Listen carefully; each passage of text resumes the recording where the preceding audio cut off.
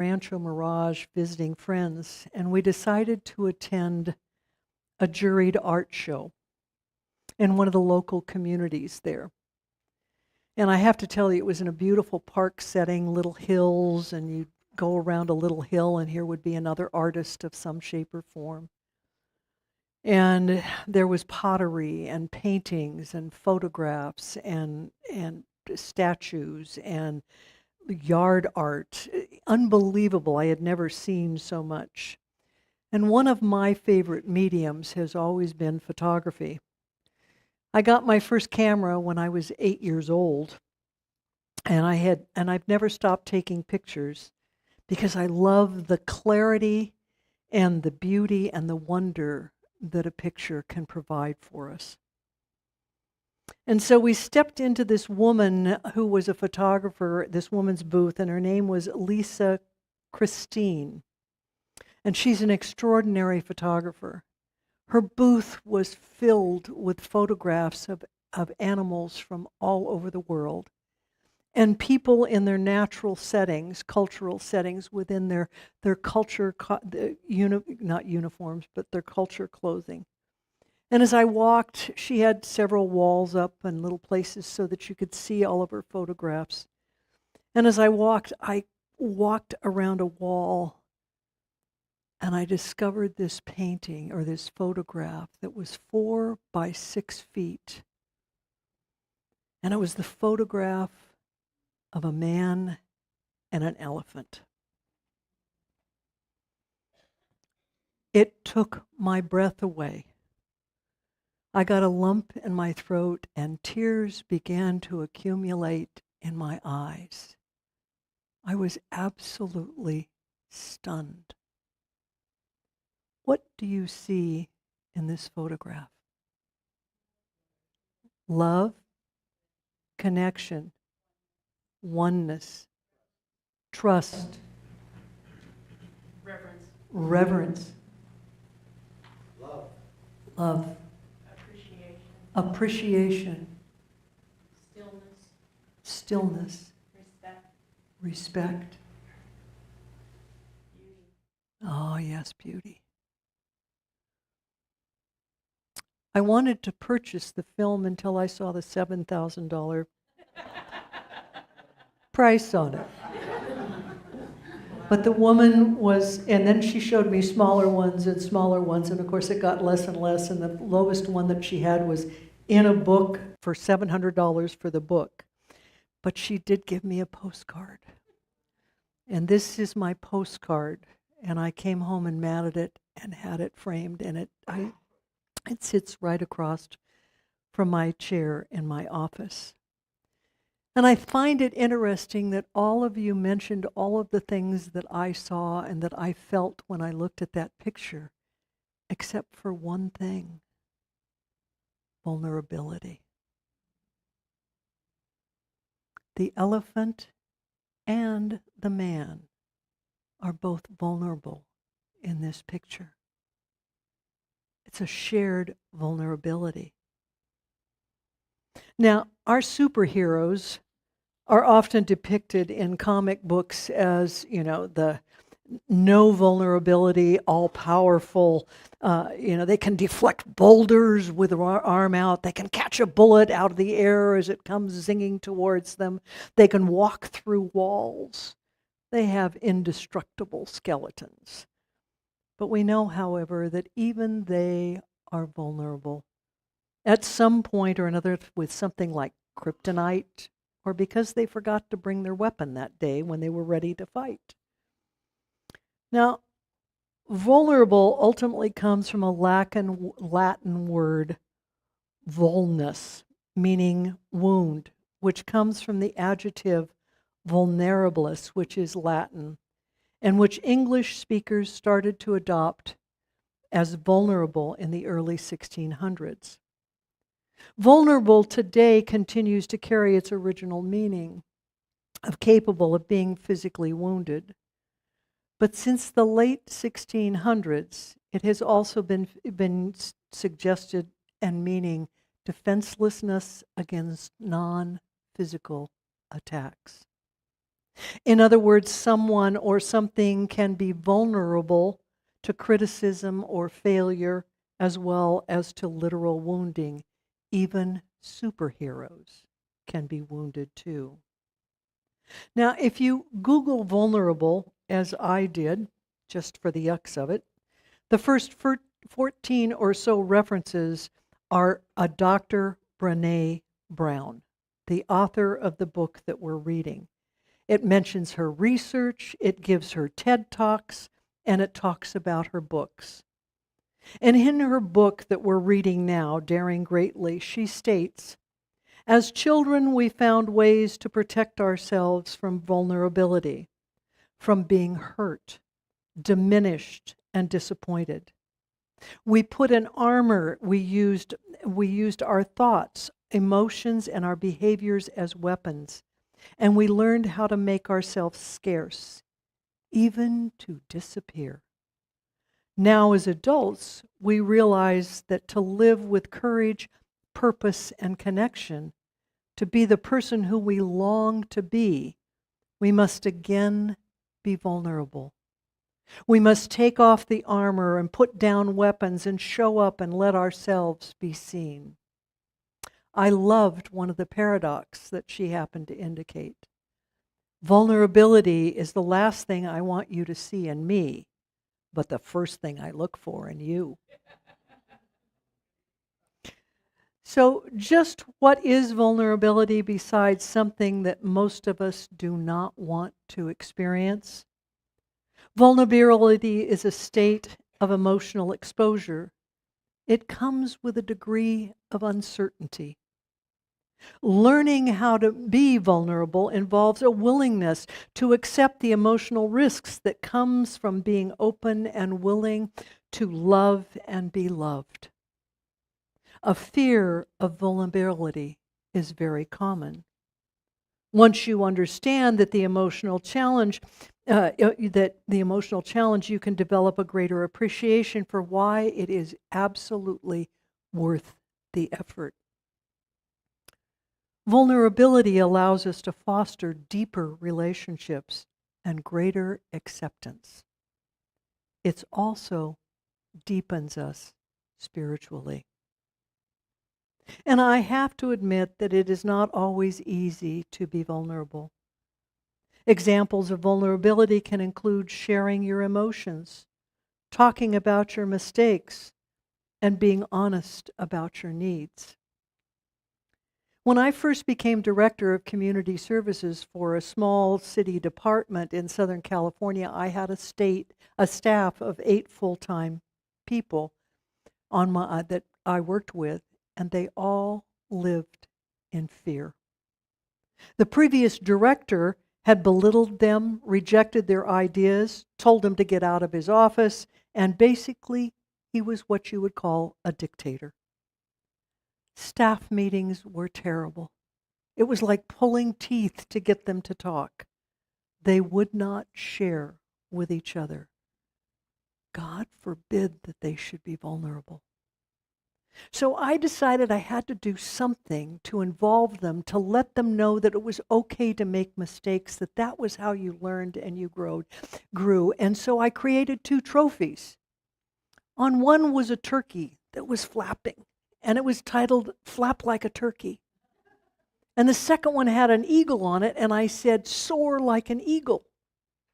And so I brought the trophies in and I set them on my desk for the next staff meeting that we had, and I explained them to them. And I said, if you won the eagle, that means you did something exceptional this last week. And if you got the turkey, you did something wrong. You screwed up a little bit, but no big deal. And then I also bought lapel pins. If you won the turkey 4 times, or the eagle 4 times, you got a lapel pin that you could wear on your clothes. And part of the agreement was you had to keep the trophy out where everybody could see it in your office until the next staff meeting. Well, an incredible thing began to happen. After I had given it out for about a month, and I had provided it for them, and I made the nominations, all of a sudden they came into staff meeting, And when it was time to give the trophies away, it was like, I deserve the trophy this time. I unplugged Sue's computer right in the middle of the 100-page report. Or, I think Joe should be getting the Eagle Award because he did an exceptional job with a softball tournament. And that was exactly what I wanted to create, was for them to begin to recognize each other and to see that they were just as vulnerable as the other. And what came out of that whole thing was an incredible amount of teamwork, connection, respect, and appreciation for each other.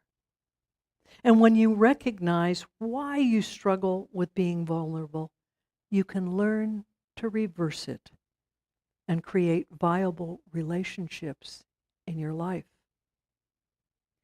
Brené Brown suggests that vulnerability is an important measure of courage. And what is our theme this year? Courage over comfort. It allows you to be seen and understood by people who are important in your life. Brown indicates that being vulnerable can help one to learn belonging and love. When you can accept vulnerability, you may find that you experience more important emotional benefits. They include great strength, stronger relationships, and self-acceptance.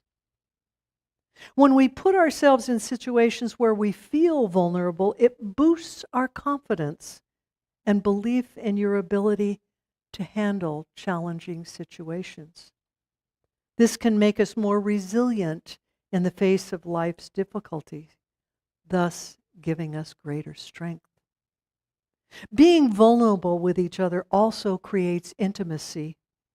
It deepens our compassion, our empathy, and our connection with others in our life.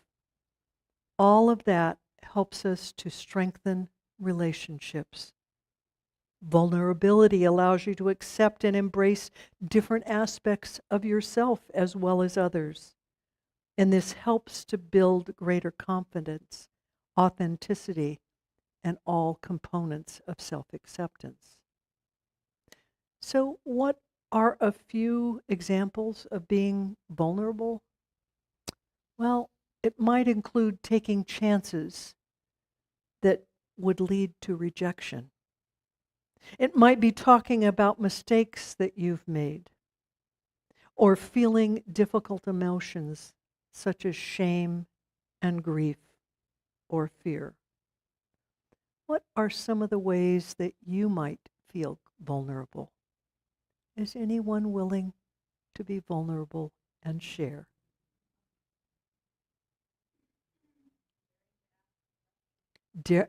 Yes, daring to ask a question. Making mistakes. Making mistakes. Reaching out to people. Reaching out to people. Apologizing. Oh, yes, apologizing. Expressing your feelings. I'm sorry, what? Expressing your feelings. Expressing your feelings to a family member? Yes. Those are all ways that we might feel vulnerable. I remember when I was about 15, I found it very frustrating, and I basically thought disgusting at the time that my mother could cry at the drop of a hat. I thought she was weak. She cried at movies and TV shows when something frustrated her, and at a stupid story in Reader's Digest. And so I made a vow. I made a vow with myself that I would never, ever cry again. Or if I did, I would certainly not ever allow anyone to see me. I wasn't going to be weak. Little did I realize, however, that I had chosen to be vulnerable back when I was 15, and that vow lasted for several years. Unfortunately, it deprived me of feeling joy, happiness, and a plethora of other emotions. Refusing to be vulnerable is like turning down the volume on a radio. You can't turn down a volume on just one station. You turn it down on all stations. And when we turn down our willingness to be vulnerable, we're also turning off our ability to feel other emotions. Anyone who has ever seen A League of Their Own can remember Tom Hanks going, "Crying, crying, we don't cry in baseball." It would have been weak to have seen someone crying in baseball. Heaven forbid that anyone should look weak. It takes immense courage to expose your true self, especially in a world that often values strength and stoicism. Brene, in Daring Greatly, identifies several forms that we use for shielding ourselves from experiencing vulnerability. Today, I'm only going to focus on 3. If we had all morning, I could focus on all of them. But today, I'm going to focus on foreboding, joy, perfectionism, and numbing. Foreboding joy is the behavior of clamping down on our momentary joyfulness. Easy for you to say. As Dr. Brown put it, when we spend our lives knowing or unknowingly pushing away vulnerability, we can't hold space open for the uncertainty, risk, and emotional exposure of joy. For some of us, there's even a psychological response, a come out of your skin feeling. We're desperate for more joy, but at the same time, we can't tolerate vulnerability. In her research process, she discovered that people who were vulnerable experienced joy. Those were not, where most of us almost fearful of pending, those who were not were almost fearful of pending joy. It's like waiting for the other shoe to drop. And I'm in the process of thinking, oh my gosh, I'm in a great moment of joy, but what's bad that's going to happen next? The roof's going to fall down. Somebody's going to hit me. This can't last that long. When is something terrible going to happen? As children, we experience joy all the time. As adults, it is almost as though we crave it and we can't find it. We feel starved for that important emotion. The next issue that gets in the way of being vulnerable is perfectionism. In her research, Dr. Brown discovered that she never ever heard of one person attributing joy, success, wholeheartedness to being perfect. Perfectionism is a defensive move. It is the belief that we do things perfectly and look perfect, and we will avoid the pain and the experience of blame, shame, and judgment. Perfectionism is about trying to earn someone else's approval. It hampers our desire for achievement. Perfectionism is self-destructive. We need only look at individuals who are challenged by anorexia, binge eating, bulimia, to know perfectionism is a destructive behavior as they try to control and create a perfect body. Often, perfectionism has the opposite effect of what somebody is seeking. It sets the individual up to feeling that shame, blame, and judgment in their life. And then the individual believes that these feelings are all their very own fault. They brought it on themselves. They're not good enough. If you ever have the opportunity to see a Native American rug, a piece of pottery, jewelry, or yay figure, be sure and hold it up and look at it carefully. Look for the flaw. My guess is you won't find it. It'll be well hidden, but it's there.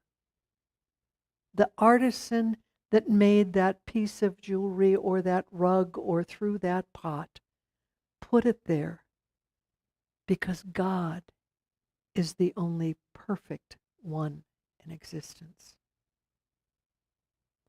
Numbing is the final way we try to shield ourselves from vulnerability.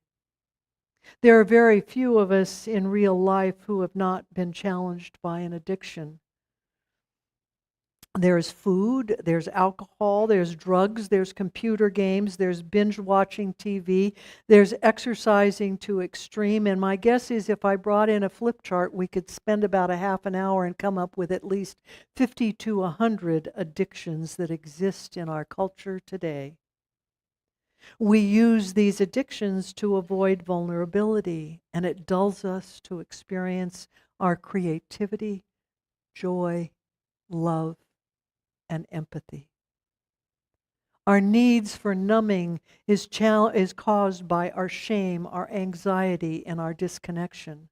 And when we numb the dark, we numb the light as well. So just how do we move from that place of fear of vulnerability to being willing to be vulnerable with others? The experts provide a plethora of ways to move through that space of vulnerability. Believe it or not, the first is to practice gratitude. If we're seeking joy in our life, which is a way of engaging with the world, gratitude is a spiritual practice that is part of our human connection and a divine being. Scarcity and fear drive that foreboding joy we talked about. And when we stay in a place of gratitude for all that we have experienced and for all that we have had, we open ourselves up to receive more. Joy comes in ordinary moments, not extraordinary ones. How many of us would give our right eye tooth for just one more cup of coffee, one more phone call, one more text, or a moment with a loved one who is gone before us? All of those are ordinary moments. Those are the moments that bring joy into our lives. To create more of those joy-filled ordinary moments, we must express gratitude for what we have when it's happening. We must stop taking what we have for granted. Don't squander joy. Every time we allow ourselves to lean into joy and give into those moments, we build resilience and cultivate hope within. It's time for us to appreciate our cracks within that prevent us from being vulnerable. In the book, Self-Compassion, Stop Beating Yourself Up and Leave Insecurity Behind. How many of you want that book? By a Dr. Kristen Neff. She defines 3 elements that are important for self-compassion. The first is self-kindness. That means being understanding towards others when we suffer, we fail, or are inadequate. It is time to stop beating ourselves up with self-criticism. You gotta leave the woulda, coulda, shouldas behind. Next is called common humanity. It's time to leave our victimhood behind. Recognize that suffering and feelings of personal inadequacy happens to all of us. We all go through challenges. We're not alone. Finally is mindfulness.